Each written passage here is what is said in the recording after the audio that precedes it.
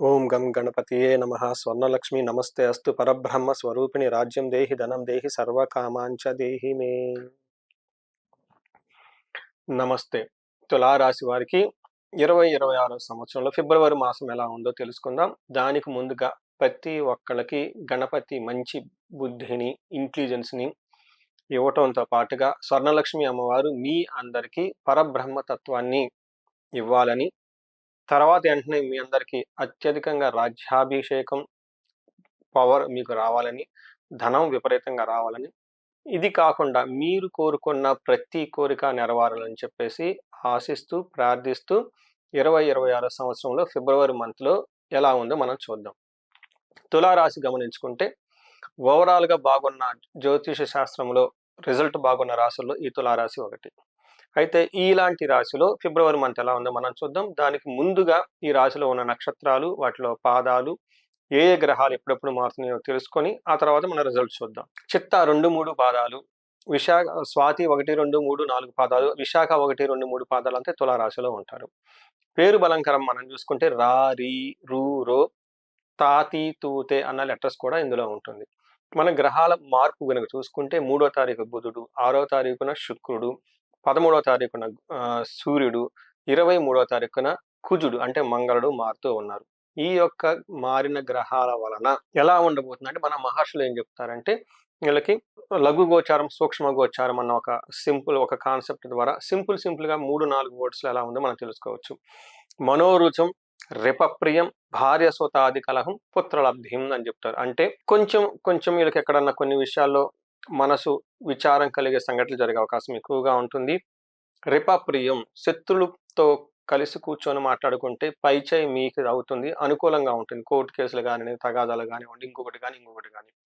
బుధుడు వల్ల భార్యాభర్తల మధ్య అనవసరమైన గొడవలు, మనస్పర్ధలు వచ్చే అవకాశం ఎక్కువ ఉంటుంది. శుక్రుని వల్ల పుత్రలబ్ధిం, పుత్రులకి చాలా చక్కగా కలిసి వచ్చే అవకాశం ఎక్కువ ఉంటుంది. ఓవరాల్గా చూసుకుంటే వేద, విపరీత వేద, జ్యోతిష శాస్త్రంలో వివరించిన వేరే యొక్క కాన్సెప్ట్స్ వల్ల ఈ రాశి వాళ్ళకి చాలా బ్యాలెన్స్డ్గా ఉంటుంది. ఒక 60 to 70, 80% వరకు అనుకూలంగా ఉంటుంది. ఒక్క 20% మాత్రం ఛాలెంజింగ్గా ఉంటుంది. ఈ 20% ఛాలెంజెస్ కూడా మీరేమంటారు అధిగమించగలుగుతారు. You can overcome those difficulties అని మనం చెప్పుకోవచ్చు. సూర్యుడు మీకు 5వ స్థానంలో ఉండటంతో జనరల్గా ఈ టైంలో ఏమవుతుందంటే దేహలాస్యం, మనస్తాపం, సుహృద్వేషం, ధనవ్యయం, బుద్ధి చాంచల్యం ఆప్నోతి, పంచమే రవి సంయుతే అని మనకు సంస్కృతంలో మహర్షులు చెప్తారు. దీని ప్రకారం ఏంటంటే 5వ స్థానంలో ఉండగా సోమర్తనం వస్తుంది, లేజీగా ఉంటారు, ఎడిక్షన్స్ ఎక్కువగా ఉంటాయి, ఓవర్గా సోషల్ మీడియా వాడటం, ఓవర్గా ఆన్లైన్ ట్రాన్సాక్షన్ చేయటం, కావాల్సిన దానికంటే ఎక్కువగా కావాలనుకొని ఎక్కువగా ఉంటుంది. ఈ క్రమంలో మీరు స్నేహితుల వల్ల ఇబ్బందులు పడిపోతారు, బుద్ధి బలం కోల్పోతారు, సంతానానికి కొంచెం గొడవలు వచ్చే అవకాశం ఎక్కువగా ఉంటుంది. బట్ ఓవరాల్గా గుర్తుపెట్టుకోండి, ధన ప్రవాహం బాగుంటుంది సూర్యుడి వల్ల. నెక్స్ట్ కుజుడు మీకు అగైన్ 4వ స్థానంలో ఉండి కొన్ని విషయాలు అనుకూలంగా, కొన్ని విషయాలు ఛాలెంజ్లు అయితే ఖచ్చితంగా తీసుకుని వస్తూ ఉంటారు. మనం గమనించుకుంటే కుజుని వల్ల 11వ స్థానంలో దృష్టి ఉండటంతో ఏమవుతుందంటే గెయిన్ ఆఫ్ మనీ, ధన ప్రవాహం అయితే వస్తుంది. దీనితో పాటుగా 4వ ఇంట్లో కుజుడు ఉండటంతో భాగ్యహాని, క్రోరం, భయం, బంధువైరం, ధనక్షయం అంటే వచ్చే సంపదలు కోల్పోయే అవకాశం ఎక్కువగా ఉంటుంది. బంధువులతో గొడవలయ్యే అవకాశం ఎక్కువగా ఉంటుంది. క్రూర భయం, కొంచెం ఏమంటారు ఏదైనా చేసేద్దాం, ఎదుటి వాళ్ళని కొట్టి తిట్టైనా మనం సాధించుకుందాం అని ఒక మనస్తత్వం ఎక్కువగా ఉంటుందని మరి గమనించుకోవాలి. తర్వాత శుక్రుడు వీళ్ళకి 5వ స్థానంలో ఉండి విశేషమైన యోగ్యతని ఇస్తూ ఉన్నారు. 5వ స్థానంలో శుక్రుడు ఉండటం వల్ల ఇది మహాభాగ్య యోగం. ఇప్పటిదాకా సూర్యుడు కొంచెం ఇబ్బంది పెడుతున్నా, కుజుడు ఇబ్బంది పెడుతున్నా, ఈ బాధలన్నిటినీ ఓవర్కమ్ చేసి అధిగమించి మిమ్మల్ని నెక్స్ట్ లెవెల్లో పెట్టే గ్రహం ఎవరంటే శుక్రుడు అని చెప్పుకోవాలి. శుక్రుడు మీకు 5వ స్థానంలో ఉండటంతో అందంగా, బ్యూటిఫుల్గా, భార్యాభర్తల మధ్య అన్యోన్యంగా, ఒక పాష్గా, రిచ్గా, డిగ్నిటీగా, హుందాగా తనాన్ని మీకు తీసుకుని వచ్చేస్తూ ఉంటారు.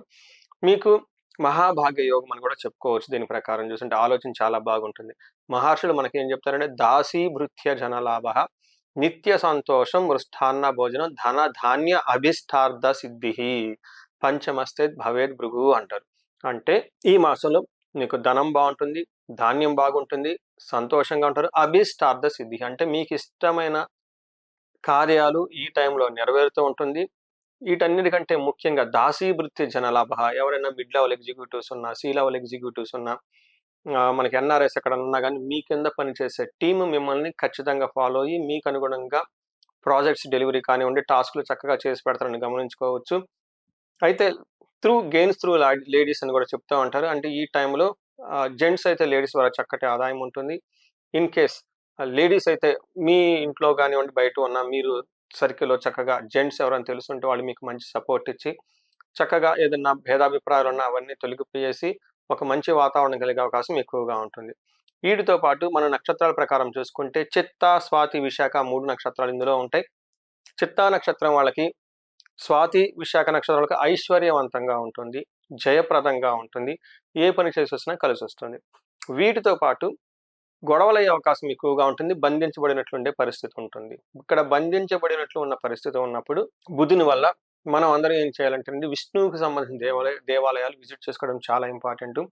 ఎవరైనా గనక హైదరాబాద్‌లో ఉంటే మనకి పెంజర్ల అని కొత్తూరు దగ్గర ఇది మనకి కర్నూలు ఎళ్ళే రోడ్‌లో, బెంగుళూరు ఎళ్ళే రోడ్‌లో హైదరాబాద్ నుంచి శంషాబాద్ దాటి ముందుకెళ్ళిపోతే ఒక 30 కిలోమీటర్స్ దూరంలో ఉంటుంది. ఇక్కడ అనంత పద్మనాభ స్వామి స్వయంభూగా కొలువై ఉన్నారు. శ్రీదేవి, భూదేవి సమేత. నేను పర్సనల్‌గా ఎళ్ళాను. నాతో పాటు షూట్ చేసే చాలామంది కెమెరామాన్స్‌ని వాళ్ళని తీసుకొనెళ్ళాను. నా మాటలు ఇని వాళ్ళు ఇన్‌స్పైర్ అయ్యి వాళ్ళు పర్సనల్ ఎక్స్‌పీరియన్స్ నాకు చాలా మంది చెప్పుకొచ్చారు. చాలా బాగుంటుంది. అక్కడికెళ్ళొచ్చిన తర్వాత మంచి గ్రోత్, అభివృద్ధి వాళ్ళకి కనిపించిందని చెప్తూ ఉంటారు. ఈ టైంలో ఈ రాశి వాళ్ళు అక్కడికెళ్ళి కొంచెం సేపు కూర్చొని మెడిటేషన్ చేయగలిగితే చక్కగా విశేషంగా లాభిస్తుందని గమనించుకోవాలి. పరిహారాలు గనుక వస్తే వీళ్ళకి బుద్ధి నాశనం, కార్యనాశనం అని చూపిస్తుంది. అంటే రాంగ్ డెసిషన్ తీసుకునే అవకాశం ఎక్కువగా ఉంటుంది. అనుకున్న పనుల్లో కొంచెం ఆటంకాలు ఎదురయ్యే అవకాశం కూడా ఎక్కువగా ఉంటుంది ఈ 3 నక్షత్రాల వాళ్ళకి.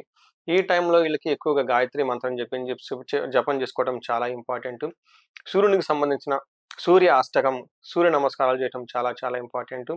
ఇంకా వేరే ఈ రాశి వాళ్ళకి సహజంగా బాగుండాలి కాబట్టి ఏదైనా ప్రాబ్లమ్ ఫేస్ చేస్తూ ఉంటే స్వర్ణలక్ష్మి విశేష హోమం చేపించుకోవటం, ధన ప్రవాహానికి, భార్యాభర్తల మధ్య అన్యోన్యత, ఏదైనా గనక గొడవలొస్తూ లీగల్‌గా ప్రాబ్లమ్స్ ఉంటే ఈళ్ళకి విశ్వావసు గంధర్వరాజ హోమం చేపించుకోవడంతో పాటు ఈ రాశి వాళ్ళకి చదువులో ఇంకా బాగా రాణించడానికి మేధా దక్షిణామూర్తి హోమం కానీ, హయగ్రీవ హోమం కానీ, నీలా సరస్వతి దేవక అమ్మవారి యొక్క వాళ్ళకి జపాలు, తర్పణ, హోమ దానాలతో పాటు విశేష హోమాలు చేపించుకుంటే అద్భుతంగా అకాడమిక్స్‌లో రాణించి ర్యాంకులొచ్చే అవకాశం ఎక్కువగా ఉంటుంది. వాటికంటే ముందు కూడాను మీ యొక్క జాతకం చూపించుకోవడం చాలా ఇంపార్టెంటు. జాతకంలో లగ్నాన్ని బట్టి ఏ యొక్క దేవతని ఉపాసన చేస్తే, పూజ చేస్తే అకాడమిక్స్‌లో రాణిస్తారో తెలుసుకోవాలి. ఇది చాలా మందికి తెలవదు.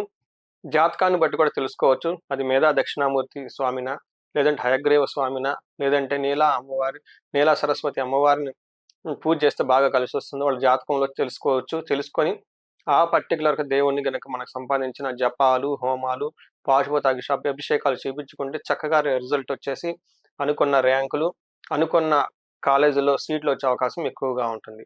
ఈ రాశి వాళ్ళందరికీ అష్టైశ్వర్యాలు కలగాలని, భోగభాగ్యాలు కలగాలని, అందరూ సంతోషంగా ఉండాలి, సంతోషంగా ఉండాలని చెప్పేసి నేను కోరుకుంటున్నాను. నమస్తే.